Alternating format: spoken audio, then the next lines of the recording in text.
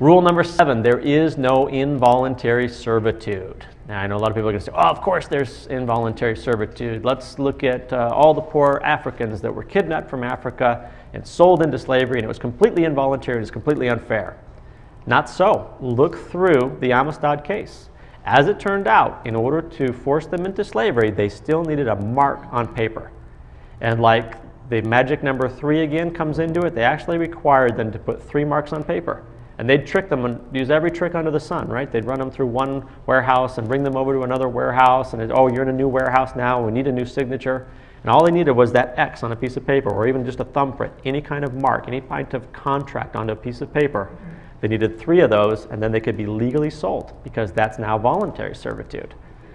And of course, in the Amistad case, it was determined that these guys didn't do this. This particular ship full of cargo, this cargo didn't voluntarily sign, didn't voluntarily agree. So even at the risk of destroying this newly formed corporation, the United States of America, it was determined that there could not be involuntary servitude, and that their captor not only had to set them free, but had to return them home at their own expense. This is the second great example in history. It's a little hard to tell from this picture, but this is still rule number 7. There is no involuntary servitude. This is a picture of Joseph, who has been stripped of his coat of many colors by his brothers, his 12 brothers, and he's being sold into slavery.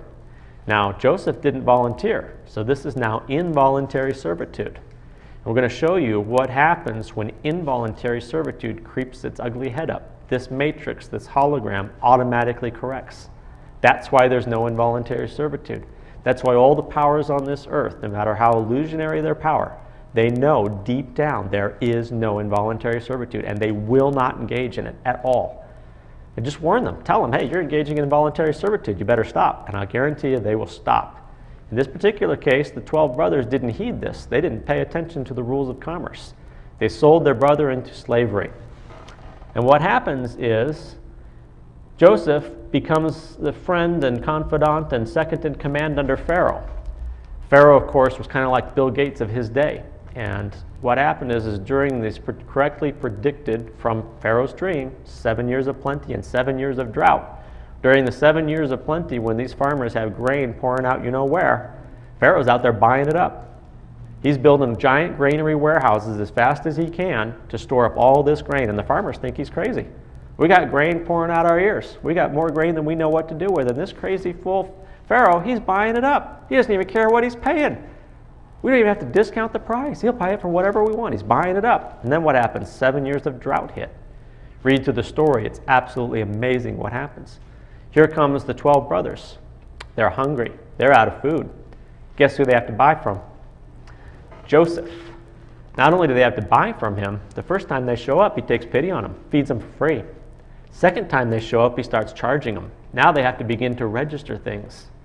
What do they have to register? They have to register their lands. They have to register their animals. They have to register their children. They have to register their future wages. They have to register themselves. And each time he still feeds them, but he now takes these forms of registration, these titles from them in exchange. The result of these 12 brothers engaging in involuntary servitude was that their descendants spent 420 years in voluntary servitude in Egypt.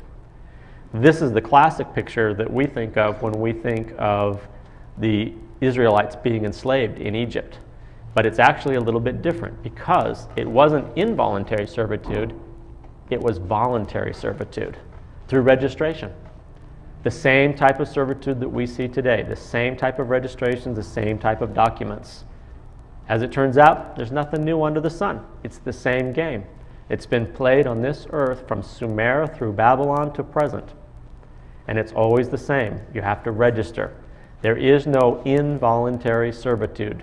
They will shy away from it. They will steer away from it. They will not engage in involuntary servitude. That's a powerful tool once you get it. If you combine that with there is no money, you will do really well. You can stay out of trouble for the most part. What about the fraud of non-disclosure, though? Okay, there's a question of what about the fraud of non-disclosure? They don't tell people when they sign an application. There's no disclosure. Okay, we're going to get to questions answers later, and I will answer it, but I'm actually going to answer it for now. The way it works is this.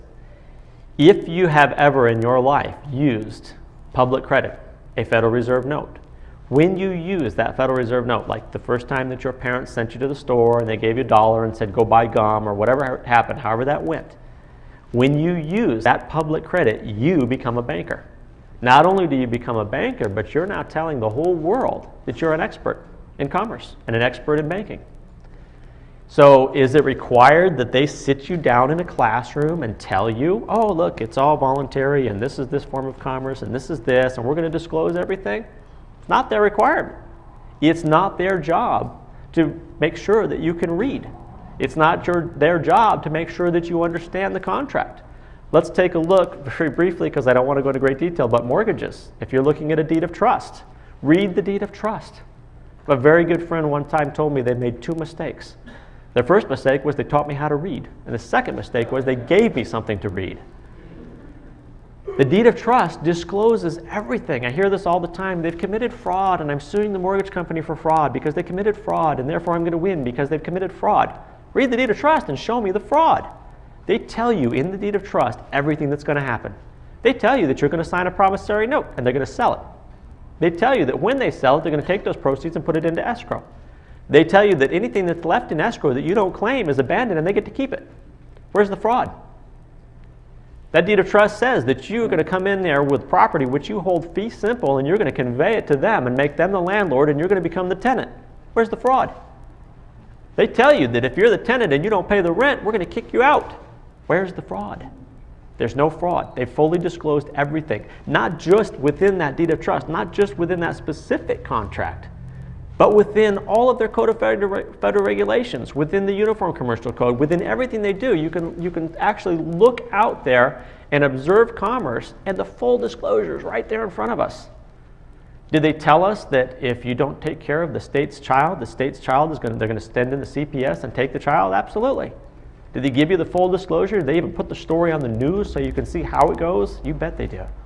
It's our job to educate ourselves. It is for a lack of knowledge that a people become enslaved, right? So the handout is designed to help you with that. It's designed to steer you in the right direction and to show you that disclosure. And there are some really great websites that do a better job than I can of describing the deeds of trust and describing what's going on in them. And you'll see, man, there's no fraud at all. The cool part, though, is that a deed of trust, like all other unilateral contracts, has a simple remedy. And it's actually within the document itself. So that's all I'm going to cover on mortgages, unfortunately, because, again, I don't want to cross that line into interfering with commerce. Continuing with Rule 7, there is no involuntary servitude. Now we might look at this and say, well, this is pretty harsh here, and they've got the guns drawn on him, and where's the voluntary part? The voluntary part was back when he signed that application for the driver's license. Back when he obeyed his first command and looked into the eye machine. That's the voluntary part. Gold chain round your neck, nothing to me. Diamonds in your teeth, nothing to me. You could be rolling 22s, nothing to me. You're listening down with the truth, now that's something to me. Know thyself, seek and ye shall find. I tell you this now, it's in no African mind. Searching, diamonds, gold, silver, platinum, them the kind of things, illusions you fathom. Yeah, they call it magic, right, you're right, it's tragic. I know, clever what they done, fantastic. Come against me now, you end up in a straitjacket. I'll prove you illiterate, one question, the language. Now who's the pickle in the sandwich? This kind of knowledge that you're hearing will damage you, destroy you. Don't worry, I'll employ you, get you back on track, so you can defend your own attack. Gold chain round your neck, nothing to me. Diamonds in your teeth, nothing to me. You could be rolling 22s, nothing to me. Down with the truth, now that's something to me.